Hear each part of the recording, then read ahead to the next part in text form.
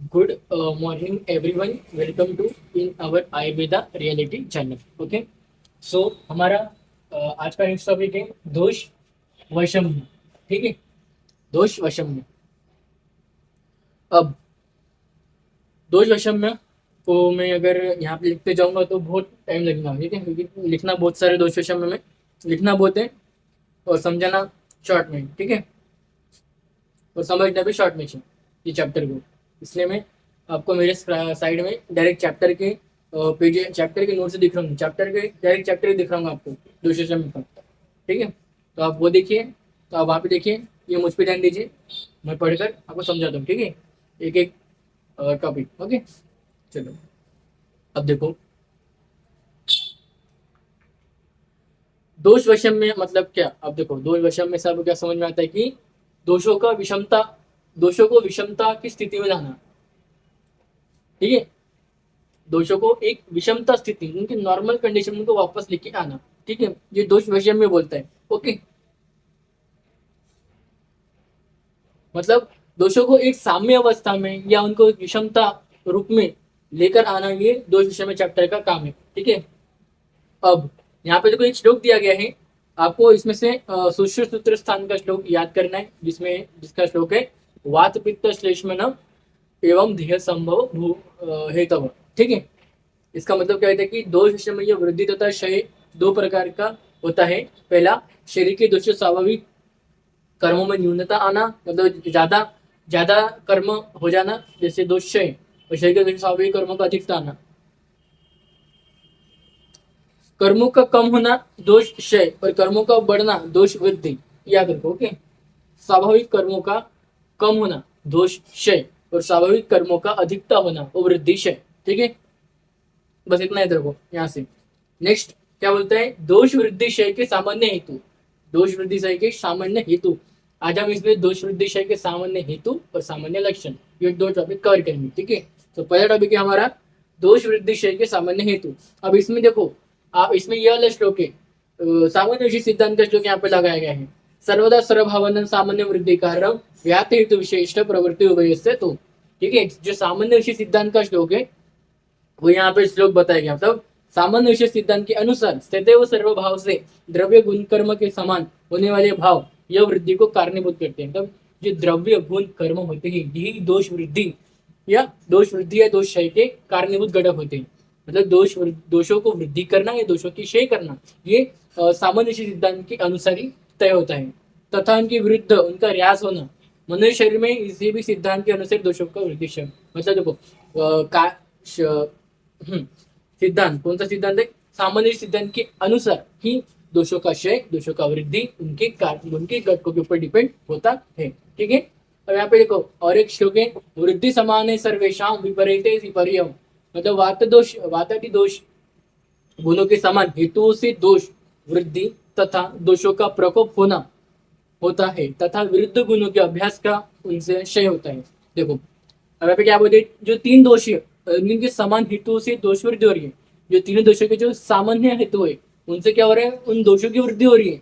वात पित्त कफ के सामान्य हेतु से वात पित्त कफ दोष की वृद्धि हो रही है। लेकिन अगर हम उनका अभ्यास कर ले तो उनके विरुद्ध गुणों का अभ्यास कर ले, तो जैसे वात दोष के जितने भी गुण है उसके हम विरुद्ध गुण का अभ्यास कर ले तो हम उन दोषों का क्षय कर सकते हैं। अगर वात दोष के जैसा गुण एक वृक्ष, वृक्ष का हमने अपोजिट गुण जो है, जो भी होगा वृक्ष का अपोजिट गुण, उसका हमने स्टडी कर लिया तो हम वाद दोष का क्षय कर सकते हैं। ठीक है, इसमें बताया गया।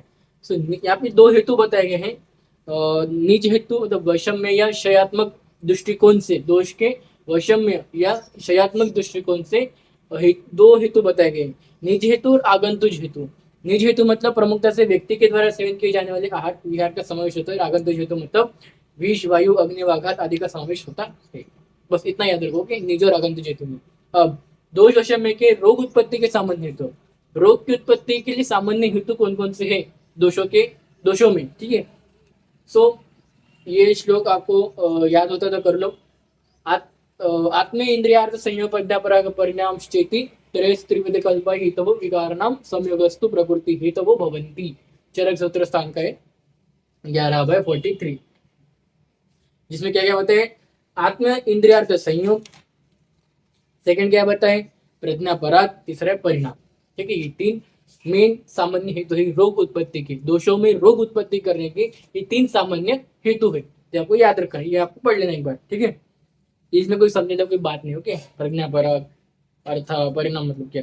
अब इनको यहाँ पे और एक श्लोक है, मोस्ट इंपॉर्टेंट श्लोक है, ये भी आपको याद करना है। जैसे क्या दैट इज कलार्थ कर्मणा योग निमित्तति मात्र का संयोग योगश्च विद्या रोगा रोग कारणम, अष्टावक्र सूत्र सांग का पहला चैप्टर का 19वां नंबर का श्लोक है। ठीक है,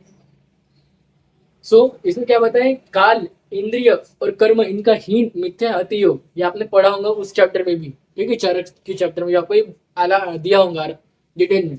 तो सेम चरक का जो एक्सप्लेनेशन है सेम यहाँ पे आप एक्सप्लेनेशन लिख सकते हो, वही एक्सप्लेनेशन यहाँ पे दिया गया है। ठीक है, इसको मैं बताऊंगा नहीं डबल से। अब देखो, अब वात दोष तथा वृद्धि तथा क्षयजन्य हेतु। अब वात दोष के सामान्य जो वृद्धि होती है तथा सामान्य क्षयजन्य हेतु कौन कौन से वात दोष के। पहला देखेंगे हम वात वृद्धि। वात वृद्धि कौन कौन से गुण से हो सकती है। आपको मैंने एक टेबल बताया था जिसमें वात वृद्धि, वात क्षय, पित्त वृद्धि, पित्त क्षय, शायद पदार्थ के कोई तो लेक्चर में, तो लेक्चर जाके देखिए। ठीक है, वही लेक्चर का मैं यहाँ पे देकर, ठीक है, वही लेक्चर का पूरा। वात वृद्धि कौन कौन से गुण से हो सकती है, कौन कौन से गुण से हो सकती है वात वृद्धि। देखो, वात के जितने भी गुण है उनसे वात की वृद्धि होगी, अभी हमने देखा है। ठीक है, जैसे वृक्ष, शीत, लघु, चल, विशद, खर आदि वातज तथा कटुतिक्त कषाय रसयुक्त आहार सेवन से। ओके, अब अगर हम बात करें आहार विहार में, तो आहार विहार में व्यायाम, रात्रि जागरण, उपवास तथा व्यवसाय आदि वातवर्धक विहार का अगर हम अधिक प्रमाण से वर्धन करते हैं या सेवन करते हैं तो वात की वृद्धि होती है। ये वात वृद्धि हो गया। वातशय, वातशय अब इसको देखो, इसके अपोजिट, वृक्ष के अपोजिट है स्निग्ध, शीत के अपोजिट है उष्ण, लघु के अपोजिट गुरु, चल का स्थिर, विशद पिश्चिन, खर श्लक्षण। इनके अपोजिट जो गुण होंगे उनसे वात का क्षय होगा। ठीक है, अब पित्त दोष वृद्धि तथा क्षयजन्य हेतु, सेम पित्त वृद्धि के जितने भी लक्षण होंगे उससे वात पित्त पित्त दोष की वृद्धि होगी। ओके, और इसमें विहार कौन कौन से आएंगे, काम, क्रोध, शोक।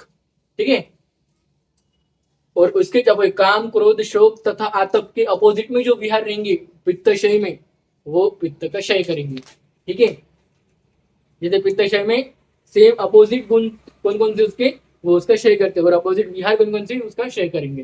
ठीक है, अब कफ दोष वृद्धि तथा क्षयजन्य हेतु क्या बोलता है।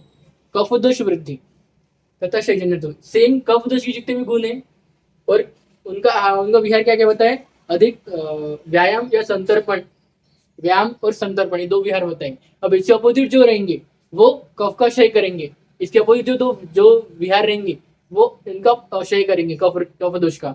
मतलब गुरु शीत मृद स्निग्ध स्थिर पिश्चिल से कफ की वृद्धि हो रही है, और व्यायाम, अति व्यायाम और संतर्पण कर रहे हैं तो कफ का वृद्धि हो रहा है। लेकिन कफ का क्षय कैसे होगा, सेम उसके अपोजिट गुण, गुरु का लघु, शीत का उष्ण, मृदु का कठिन, स्निग्ध, रुक्ष एवं स्थिर का विशद तथा पिश्चिल। ओके, और कटु तिक्त रसायन द्रव्य। ओके, और अति रात्रि जागरण। ओके, दिवसा सबका अपोजिट हो गया रात्रि जागरण। ठीक है, और कम व्यायाम का अति व्यायाम हो गया, अति व्यायाम करने से कफ का क्षय होता है। और कफ वर्धक का अपोजिट वात वर्धक विहार से अति सेवन क्षय से कफ का क्षय होता है। मतलब अपोजिट लेंगे आप, देखो गुण का अपोजिट लेने का है आपको, रसों का अपोजिट यहाँ पे डालने का है आपको, विहार के अपोजिट यहाँ पे डालने का है। क्षय में देखो, वृद्धि में क्या होगा, जैसे क्या वैसा जो है, जैसे क्या वैसा जो गुण है, विहार है और लक्ष्य और रस है, उससे उनकी वृद्धि होती है। सामान्य जो उनके देकर है गुण, लक्षण, रस। लेकिन उनके अपोजिट जब हम लेते हैं तो उसका क्षय, उनका क्षय होता है। उनके अपोजिट अपने को यूज करना है। चिकित्सा करते वक्त भी अगर कोई पेशेंट पे आपको वात में वृद्धि दिख रही है तो आपको सेम उसके अपोजिट गुणों की, अपोजिट गुणों वाली ट्रीटमेंट आपको उस पेशेंट को देने का, जिससे उस पेशेंट की चिकित्सा ठीक हो सके। और चिकित्सा में भी सेम अपोजिट मेथड यूज करते हैं। अगर वात वृद्धि, वात दोष, वात वृद्धि दिखाई दे रही है तो वात क्षय के जितने भी गुण होंगे, रस होंगे, वो सब उपयोग करते हैं उस पेशेंट के ऊपर कि उनका चिकित्सा का क्षय हो जाए, चिकित्सा ठीक हो जाए। मतलब अपोजिट ट्रीटमेंट देते हैं हम वात पित्त कफ में। ठीक है, अगर वात का दिख रहा है तो वात के अपोजिट जो ट्रीटमेंट होंगी तो उसके गुण के अपोजिट। ठीक है, अब हम देखेंगे दोष वृद्धि के सामान्य लक्षण। इसमें आप श्लोक करने की जरूरत नहीं है। ठीक है, श्लोक मत करो इसमें। वात आदि दोषों के साम्य अवस्था में शरीर में उनका संयोग वियोग एवं पचनादि प्राकृत कम समय प्रकार संपन्न होते हैं। अपितु यही दोष जब वृद्धिगत हो जाते हैं, यही जो मतलब इतने ये जो दोष है जब बढ़ जाते हैं, तो उनके जो प्राकृत कर्म होते हैं उनकी वृद्धि हो जाती है। देखो, कर्म पहले एक सामान्य स्थिति में थे, तो दोष भी एक सामान्य कंडीशन में थी, ठीक है। लेकिन बाद में क्या हुआ, जब पचनादि कर्म हो गया, पचन का कार्य हो गया, तो ये दोष, कुछ दोष इसमें से बढ़ गए, तो कुछ दोष, जो दोष बढ़ गए उनके साथ उनके प्राकृतिक कर्म भी बढ़ गए। जो कर्म हो रहा था वो कर्म भी अब उनकी वृद्धि हो गई है, ठीक है। तथा जब दोष क्षीण हो जाती तो उनके प्राकृतिक कर्म भी क्षीण हो जाएंगे। जब वो वाले दोष, जब वो दोष कार्य करने वाले दोष कम हो जाएंगे तो उनके साथ उनके कर्मों का भी क्षय हो जाएगा, ठीक है। वृद्धिगत दोष जो स्वयं के गुण के विपरीत होने वाले गुणों में रुचि उत्पन्न करते हैं। जैसे वात वृद्धि में स्निग्ध एवं अम्ल मधुर अन्न की अभिलाषा होती है। पित्त वृद्धि में शीत एवं मधुर रसमय आहार सेवन की इच्छा होती है। तथा कफ वृद्धि में कटु एवं उष्ण पदार्थ सेवन की इच्छा प्राप्त उत्पन्न होती है।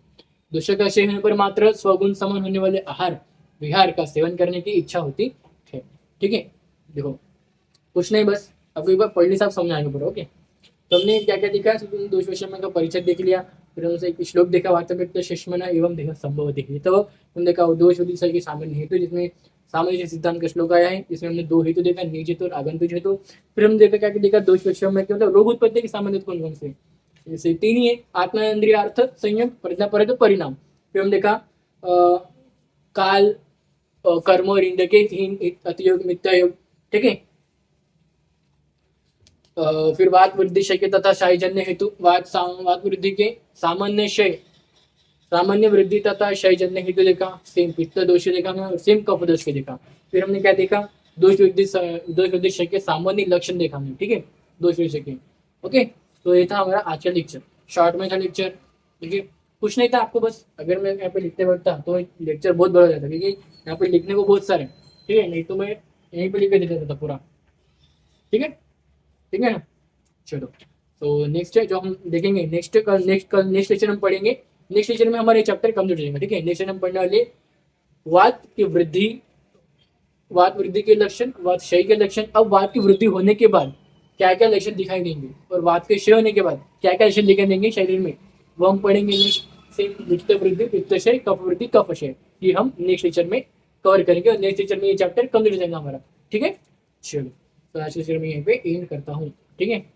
कोई समझ नहीं आया होगा तो मुझे मैसेज करो डायरेक्टली, ओके। व्हाट्सअप नंबर हमारे इंस्टा के बायो में आप डाल कर दीजिए, ठीक है, डायरेक्टली मैसेज कर सकते हो, या तो लिंक से ज्वाइन हो जाइए व्हाट्सअप ग्रुप, वहाँ पे मेरा नंबर दे डाल कर वहाँ पे भी आप ज्वाइन होकर मुझे मैसेज कर सकते हैं, ग्रुप में डाल सकते हैं अपने डाउट, ठीक है। चलो, सो आज तक चलो यहीं पे एंड करता हूँ। लेक्चर पॉइंट बनाने दो तीन चीज़ें जो आप सभी को पता है कि हमारा चैनल शुरू है